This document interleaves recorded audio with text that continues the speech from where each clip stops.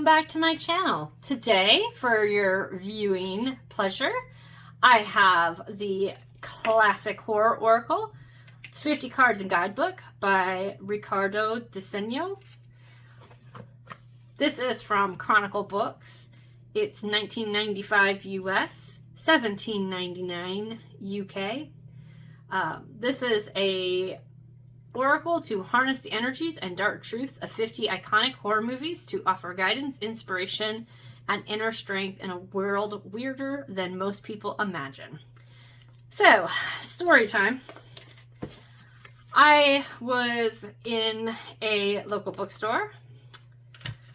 I was in there for a brand new release of a manga, and they had to go to the back because it hadn't been put to the shelf yet, and I wasn't planning on buying a deck, but because it was in the back, I followed the lady to the back, right outside the back entrance into the back hall for employees, and that happens to be where they moved the tarot decks and oracle decks, and this one screamed, "Look at me!" This deck just came out in the US in September, so it's only about a month old. I had no idea anything about this deck. I hadn't seen walkthroughs, hadn't seen reviews. It was completely off my radar. And as I said, I just happened to notice it. Kind of hard to miss horror icons staring at you from a shelf. So I kind of picked it up and was like, oh, let me see what's here. And then I may have Googled it. And I may have seen a card, and said card was the entire reason that this ended up as part of my purchase. And we'll talk about it when we get there. But I'm a horror buff. I will say I have already peeked at this deck. It has already been shuffled. I have already been playing with it. And then I was like, oh man, I gotta get this video done before Halloween rolls around. So anyhow, let's go ahead and crack into it. So this is a Chronicle book deck. They've been getting more and more into the industry of cards. If you look here, sorry little skull, it opens from the top instead of being from the bottom or the side. This is a top opening drawer. It's a nice little book box, pretty orange on the inside. And then right off the bat we have the guidebook, which we'll look at it in a minute. And then this is the back of the cards. We've got this creepy, spooky goat, Black Phillip-like looking character. That's what I'm going to assume it is. And then we have that bright orange on the inside. Let me put those down. We're just going to tuck this off to the side. I do like, and I don't know if you can see this, I do like the texture. I don't know if this is catching on camera, but it's got this like almost worn leather creased looking texture on the box, and you can feel it. It's a little bit raised. It's got like the spot gloss. It's just really nice production quality. And anyhow, let me get that off to the side. We'll look at this book in a little bit. This is the cards. They are a little bit bigger than standard tarot size. I do have sitting over here on my desk, let's see if I can get it without burning myself, because I have candle lit here. This was not the wisest idea. I do have the Tarot of the Vampire kind of hanging out right here, so you can see the size difference. It's a little bit taller. It's a couple fingers width, just a little bit wider, but a little bit significantly taller. So it does make for an interesting shuffle. It is a little bit more difficult for me to shuffle. I have found that doing hand over hand is even a struggle because they're very long. So what I have found that works best for me so far is to kind of do a side corner shuffle. Just seems to work easier because they are a little bit too long for my little baby hands. But the corner shuffle works fine. You can get a pretty good shuffle on, and if you do hand over hand, you can certainly go long ways. I just find that this tends to be a little bit more difficult. But let's like go ahead and look at some of these cards and see how they look.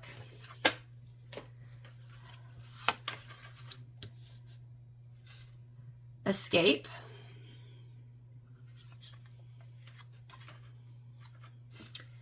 Fire.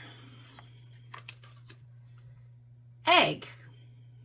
Now, some of these keywords at first may seem a little odd, but if you're familiar with the movies, you can certainly draw some conclusions from egg when you are looking at a card. I have this out, I keep forgetting about it. When you have a card that is dealing with aliens bursting out of your chest, the egg certainly has some pertinence if you're familiar with this movie. Dance. Warrior. Help me. Suspicion. Lies. And here we are, the card that sold me on this deck. The one that made it instantly jump in my cart. If you are not familiar with this movie off the top of your head, let me explain something. This is a cult classic. It is about consumerism, clearly. It is about the lies we tell ourselves, the lies we allow other people to tell us that we go ahead and believe because it's easier for us. This movie is none other than They Live. It is probably one of my favorite cult classic films. It stars Rowdy Roddy Piper in a role that he is well known for. Some people know his line and don't even know where they've heard it from or where it comes from, but they still know his infamous line, "I came here to chew bubblegum and kick ass, and I'm all out of bubblegum." If you've ever heard that line, this is the movie where that's from. You're welcome. Go watch it. The Call. Cat. Book. Devil. Dinner. Harvest. Love. Shock. Trickster. We all float down here. Nature. Trap. Earth. Water. Illness. Boogeyman. Forbidden. Animal. Twins. Celebration. Dreams. Children of the Night. Family. Grief. The Deep. We might need a bigger boat. Obsession. Wonder of the World. Hunger. They're coming to get you, Barbara. Experience. Flight. Combination. I love this card. The Woods. Friendship. Genius. Face. Ice. Midnight. Fertility. Fate. The Other Side. Neighbors. Mask. and the Curse card. Now, I hope you recognized most of those movies. If not, you should watch them. It is the season. But let's go ahead real quick and do another shuffle. And let's pull a card, and then let's look at the guidebook and see what the guidebook has to say. And again, you can do hand over hand a little bit, or you could do this corner shuffle, but it is a little bit unwieldy for me to use the typical way I would shuffle.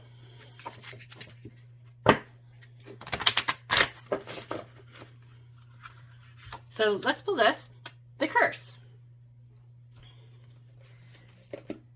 Now, in this guidebook, it unfortunately is not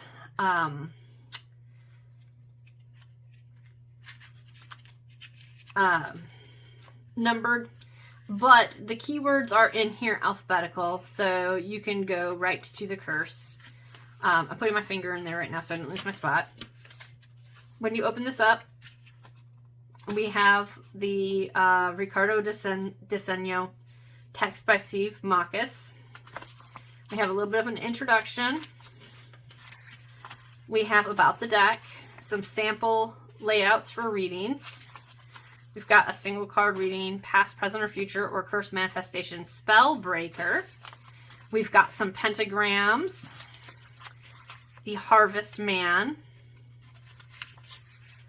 We have some information about the films, and then we go into the cards. Once we get past the cards, we just have in the very back a little bit about the illustrator and the author of the guidebook. So this is a pretty straightforward little white book, but as you can see, it is full color. When we get to the actual card we're covering, which is the Curse, excuse me, we discover that there is a full color picture of the card. We have the keyword at top. We have the movie. So this is Ringu, which if you're not familiar with this flick, excuse me, it is called The Ring in English, but the original name is Ringu. It's directed by Hideo Nakata from 1998. There is a quote from the movie. In this case, everyone's fear just takes on a life of its own. And then we have some information about the card and an upright and a reversed meaning. So in this one, we see, how does a curse begin and how does it spread? The deeper and darker the well of emotions from which it springs, the more powerfully transmissible it can become. Why not pop in the tape and press play? Sometimes we secretly welcome the worst, but are ready to do what we must before it comes crawling for us. No good can come of this, steer clear. Reversed, see for yourself, satisfy your curiosity. Should you watch the tape or shouldn't you? That is only up to you. That was me adding that in, but that's the message we get from this card. So we get a lot to work with. We're looking at the videotape here, the eye peeping through. Obviously, she's coming through because somebody has chosen to watch the video. So if you are familiar, you can take what you will from this message from this card. So now let's talk about deck pairings, because we all know that's what we want to talk about, right? So right off the bat, let's talk about Tarot of Vampires, because that is the deck I had out to compare it for size. So let's see. Let's see how Tarot of Vampires looks with this. The Emperor. Let me get this over here. The Ace of Scepters. The Curse again. Daughter Scepters. And the 10. Love. The 4 Skulls. And the 6 of Skulls. So that certainly is a vibe. It's got a little bit of dark, moody atmosphere going on with our classic Tarot of Vampires. This is a mass market deck. Relatively inexpensive. Let's go for something a little lighter. Let's go with the classic US Games Halloween Tarot. Got these cute illustrations. Kind of makes for an interesting juxtaposition between the spookiness of the Oracle card, with it being horror movies, and the cutesiness of this traditional Halloween deck. But it's something that works because the color play is there. You've got the bright colors, they kind of reflect nicely. And because it makes that interesting feeling between cute, creepy, and scary, creepy. Along those same lines, we have the Cute and Creepy Tarot. Now this one is an indie deck, but it's a relatively inexpensive indie deck comparatively. And this one is cute, but as it said, creepy. There are some pop culture-ish characters, like you can see. There's Baba Yaga. Oh my.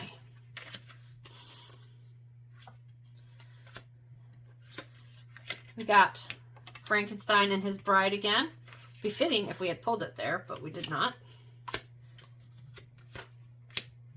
So we've got, again, some cute characters like our sea monkeys and the Ten of Cups and the Sphinx in Judgment.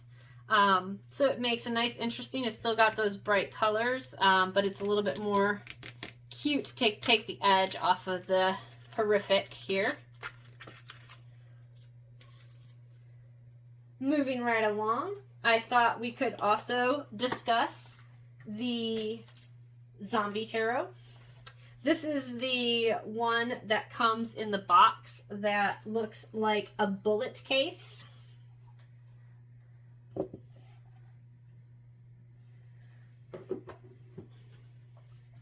So let's take a look at how this looks. Justice and the Empress with the twins. I really like the more muted tones. It seems to kind of reflect that nicely.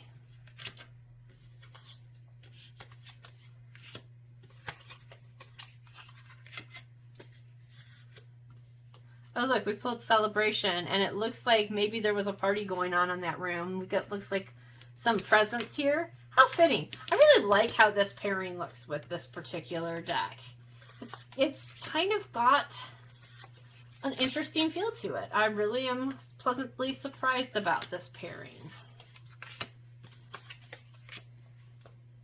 I don't know, what do you all think? Do you like that one? This one I might use for a while. Moving right along, let's talk about the newer Trick or Treat deck. This is another Halloween specific theme deck. This is the one that I initially thought of because we've got some characters here, but they're of course people dressed in costume portraying our characters rather than the actual people. And again, we see Frankenstein, we see some familiar monsters that might be in this actual horror deck, but it isn't very threatening. This is a more friendly little Halloween deck. But again, we see this play in colors where you can really see the coordination going on. So that is the Trick or Treat Tarot. It's a Llewellyn deck. Another one that I thought might be fun to play with, let me straighten that out, is the Cosmic Tarot. Now this is an oldie but goodie. I've had it quite some time. The interesting thing about this deck is that there are people in this deck that almost look like old movie stars. Oops, sorry YouTube. We'll get her covered up right quick. Hold on. So there's people in these cards that look like famous actors and actresses. So there is actually a card where one of the characters actually looks like Sigourney Weaver. So it's not an exact match, but it certainly could be relatable. And I thought it might be fun to just kind of pull little cards and see how they look together with this deck. And again, I think this is a pretty suitable match, even though thematically you would not think maybe it would be. Oh, that's an interesting Five of Cups and the Moon with the nature card, with the birds, right?